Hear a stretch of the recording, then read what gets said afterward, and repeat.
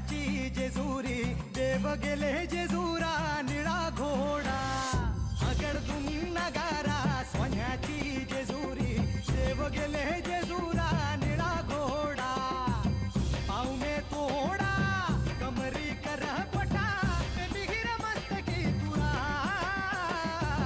खोबऱ्याचा कुटका भंडाऱ्याचा भडका बोल अहंकारा सदानंदाचा येळको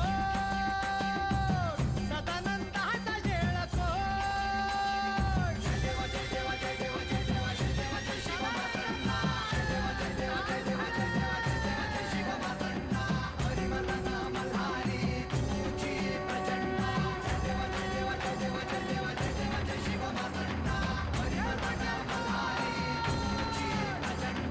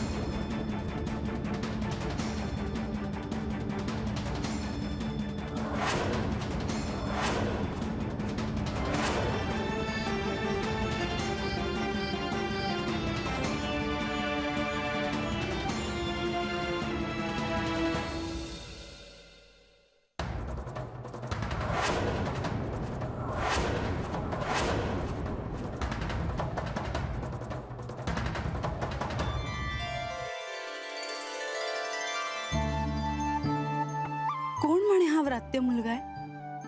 किती गोड मुलगा आहे हा. कोण आहेस बाळ तू? कुठून आलास? मी माझ्या आई बाबांना शोधत इथे आलो.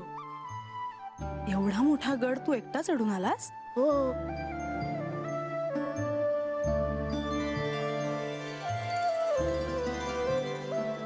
लतिका, याच्यासाठी लाडू आण बरं.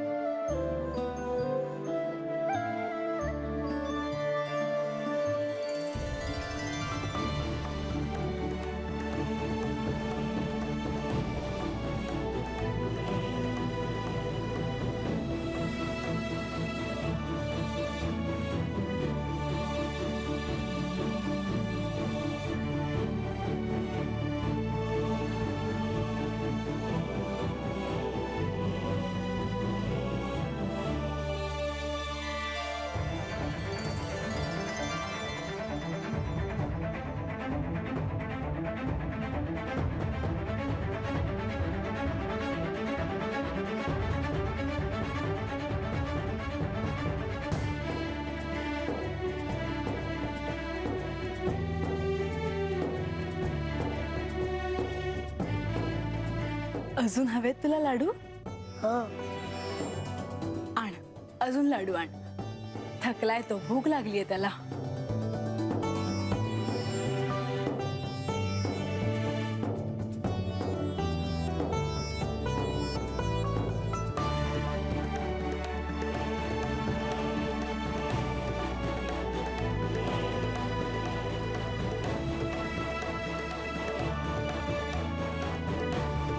भाषा, आता तुझ्या हाताने त्याला लाडू भरव.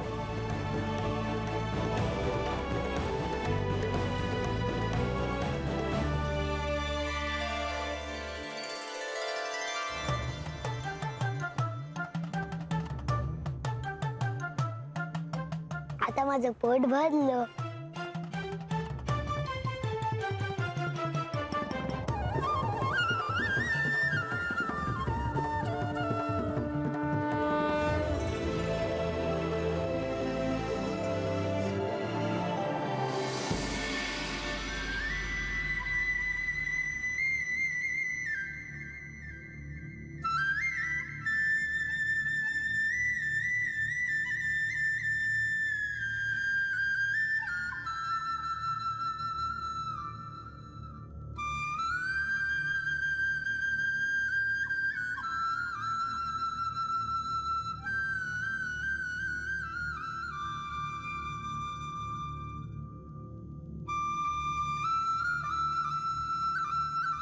कसं भरून आलंय बघ की बाबू. मन असं कासावीस झालंय बघ. म्हणजे असं कसं असं वाटायला लागलंय बघ. म्हणजे काहीतरी विपरीत होणार की काय असं वाटतंय बघ मला. अरे असं काय बी होणार नाही बा. तू नग काळजी करूस. आणि काय होतंय तुला सांग मला. नारायण नारायण. महाराज महाराज तुम्ही महाराज आज कसं काय येणं केलं. नाही म्हणजे लई दिसानं तुमचं दर्शन झालं म्हणून विचारलं. अजामेळा माझा एके ठिकाणी फार काळ वावर नसतो. मी तिन्ही लोकात फिरत असतो. पण आज एक विशेष गोष्ट सांगण्यासाठी मी इथे आलोय. महाराज म्हणजे काही विपरीत नाही ना घडलं. नाही म्हणजे सकाळपासून काहीतरी विपरीत होणार आहे असं मनात येत आहे बघा. म्हणून ते मन असं कासावीस झालंय माझं. नाही अजामेळ, उलट हा काळ खूप चांगला आहे आणि म्हणून मी तुम्हाला भेटायला आलोय. मार्गशीर्षात शुक्ल पक्षातील षष्ठीला श्री खंडेरायांनी मल्लासुराचा वध केला आणि म्हणून मार्गशीर्ष मासात शुक्ल प्रतिपदेपासून पुढे 6 दिवसांपर्यंत म्हणजे षष्ठीपर्यंत येन केन प्रकारेण प्रत्येकाने श्री खंडेरायांचं नामस्मरण करावं. त्यांचं नामस्मरण केल्याने सुख, समाधान, पुत्रपौत्र, यश आणि समृद्धी लाभेल या शंकाने. हेच सांगण्यासाठी मी इथे आलोय. अव महाराज, अव असं असल तर वस्तीवरल्या समध्या लोकांनी बी हे सांगाय हवं. म्हणजे समध्यांनी जर ह्या दिवसात खंडेरायांची भक्ती केली तर खंडेरायांची त्यांच्यावर बी कृपा होईल ना. अवश्य बानू. म्हणूनच या दिवसात रात्री श्री खंडेरायांचं नामस्मरण करून अनेक ठिकाणी जागरण सुद्धा होणार आहे. म्हणजे वस्तीवर खंडोबासाठी आम्हाला जागरण करता येईल होय. का नाही अजामेळ? इच्छाशक्ती असेल तर तेही करता येईल. बानू, आज रात्री तुझ्या वस्तीवरील सगळ्यांना एकत्र करून तूच श्री खंडेरायांचं नामस्मरण करून जागरण का नाही करत? अहो म्या नाही करणार आहो महाराज. मला तरी कुठं ठाव आहे तवा. म्हणजे महाराज अहो आम्हाला मॉप वाटतंय हो की खंडोबासाठी जागरण करावं वस्तीवर. पण ते करणार कोण? तुम्ही आज रात्री सर्वांना एके ठिकाणी एकत्र जमायला सांगा. आज रात्री मी स्वतः येऊन जागरण करेन. महाराज तुम्ही खरंच याल वय? होय बानू. आज रात्री तुझ्या वस्तीवर श्री खंडेरायांचं नामस्मरण करून जागरण होणार हे निश्चित.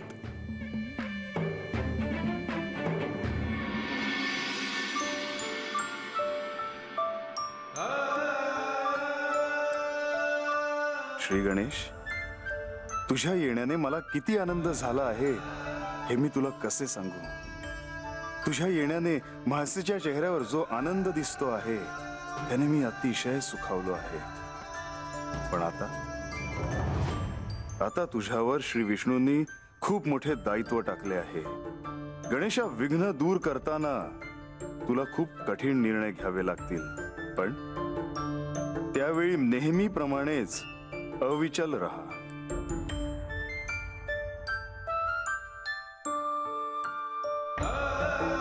तुम्ही चिंता करू नका,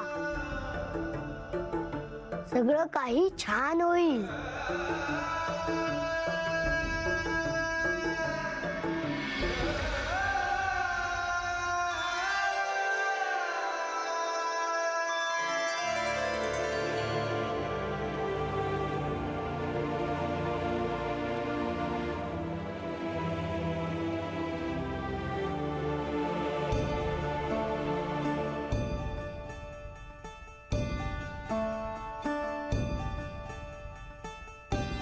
हा राजवाडा मला खूप आवडला.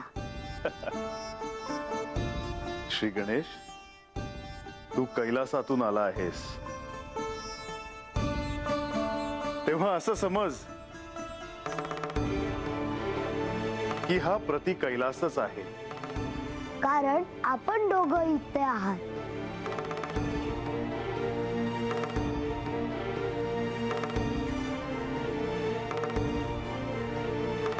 आपले आगमन तर छान झाले. श्री मल्हारी नवरात्रोत्सवात तुमच्या येण्याने आम्हा सगळ्यांना फारच आनंद झाला आहे. मलाही.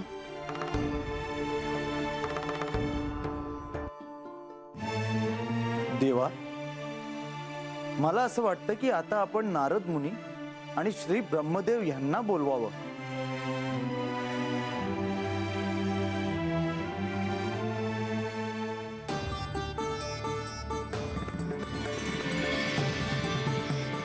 नारायण नारायण.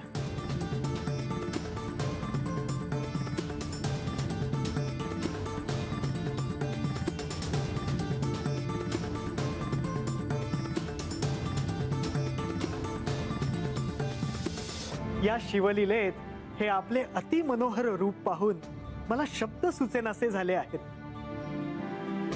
तरीही मी आपली स्तुती करण्याचा प्रयत्न करतो. ओम रक्तचंदन सिद्धासा भस्म दूर्वांकुराशता विकराकृती संदिष्टा सर्व विघ्नो विनाशका. ओम गं श्री गजमुखाय नमः.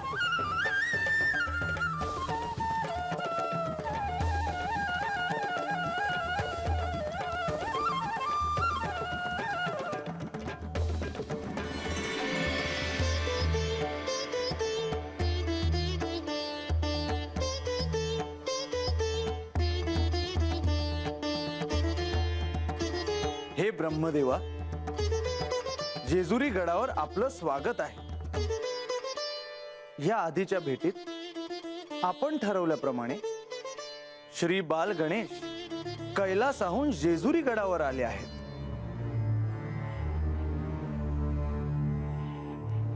आता चर्चेला विलंब नको.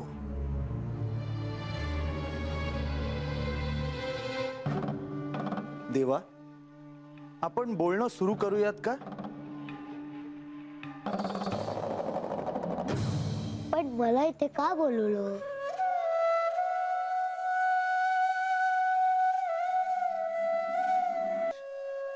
आपण जाणताच पार्वती देवींनी जयाद्रीला हे वचन दिलं होतं की श्री मल्हारी मार्तंड अवतारात जयाद्री श्री खंडेरायांच्या अर्धभार्या होतील. म्हाळसा देवींचा श्री खंडेरायांशी विवाह झाला आहे. आता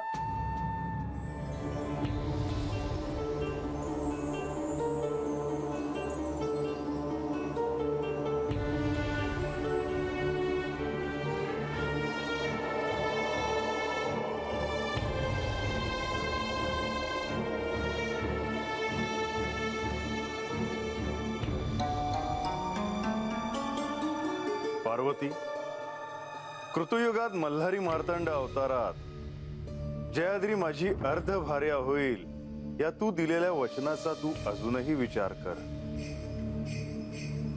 जयाद्री विषयी तुझे प्रेम, करुणा मी समजतो. पार्वती, तू जगत जननी आहेस. पृथ्वीवरही तुझ्या भक्तांचे दुःख तू नाही पाहू शकत. त्यांनी हाक मारतास तू तत्काळ धावून जाऊन त्यांच्या इच्छा पूर्ण करतेस. पण इथे मात्र गोष्ट वेगळी आहे. स्वामी, जे घडायचंय ते घडून गेलंय. त्यामुळे आता तुम्ही मला थांबवू नका. पार्वती, मला न विचारता तू माझी विभागणी केलीस ही साधी गोष्ट नव्हे. तू प्रत्यक्ष शिवाचे 2 भाग करायला निघालीस. तू मला आधी विचारायला तरी हवं होतंस. स्वामी, तसं असेल तर मला क्षमा करा. खरंच क्षमा करा मला. पण माझे वचन ते मी आता माघारी कसे घेऊ?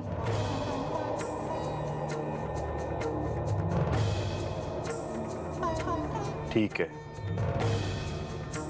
तुझा हट्टच असेल तर जयाद्रीला हाक मार आणि इथे बोलव. आणि श्री गणेशाला देखील इथे बोलव. श्री गणेशाला? पण का? कशासाठी? या वचनांचा श्री गणेश साक्षी असावा असे मला वाटते. कारण स्वतःच्या आनंदासाठी पत्नीला सोडून, संसार सोडून मी दुसरा विवाह केला असे सर्वांना वाटेल म्हणून.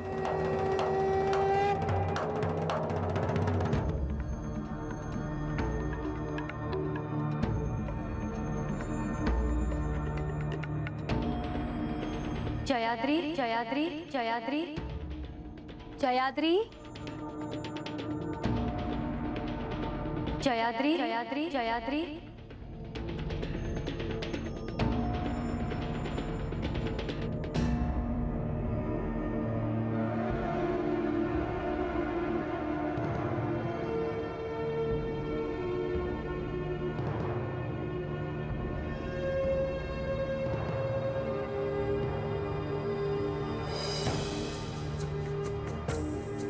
श्री गणेश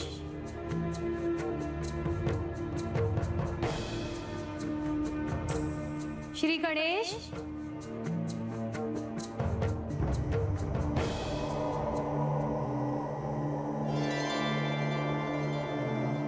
माते मला का बोलवले? श्री गणेश, इथे जे घडेल त्याला साक्षी तू राहावस म्हणून तुला बोलवले.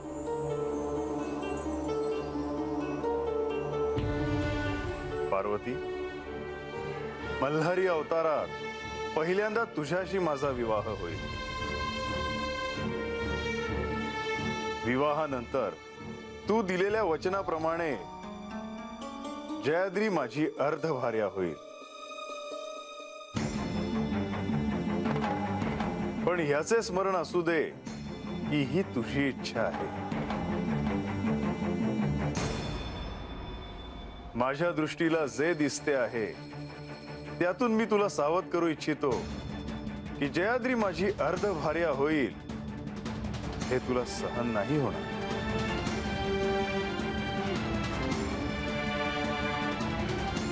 नाही स्वामी, मला असे वाटत नाही. कारण तुम्हाला तुमच्या मूळ स्वरूपाचे विस्मरण होईल. जोपर्यंत मी स्मरण करून देत नाही तोपर्यंत.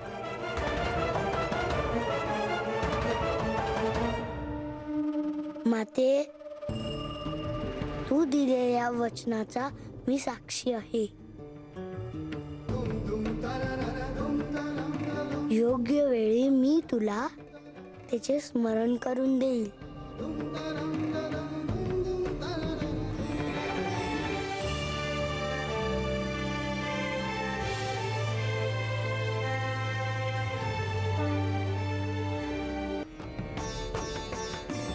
आता ह्या पुढे वचनपूर्तीसाठी बानूला अर्धभार्या करून घेण्यासाठी श्री खंडेरायांना तिच्याकडे जावं लागणार आहे. ते तिच्या अधीन होतील असं त्यांनी सांगितलंच होतं. मला सगळं आठवत आहे. दिलेले वचन पूर्ण करण्यासाठी मला बानूकडे जावे लागेल. म्हाळसेच्या रागाचे काय होणार हा प्रश्न सर्वांनाच पडलेला आहे. याआधी बानू जेव्हा म्हाळसे समोर आली तेव्हा म्हाळसेने स्वतःच्या जिवंत देहाची शिळा करून घेतली होती.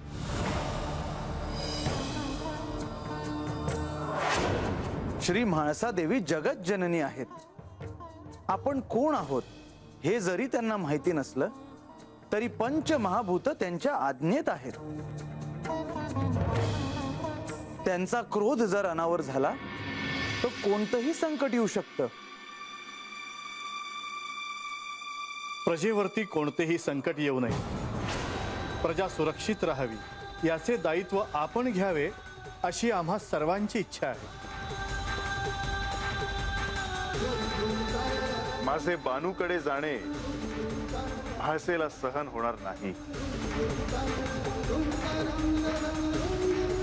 आपली चिंता मला समजते. आता आमच्यासाठी आपणच चिंतामणी आहात. श्री खंडेराय आणि श्री विष्णू हे संकट निवारण्यासाठी समर्थ आहेतच, परंतु हे कार्य आपल्या हातून व्हावे ही नियतीची इच्छा आहे.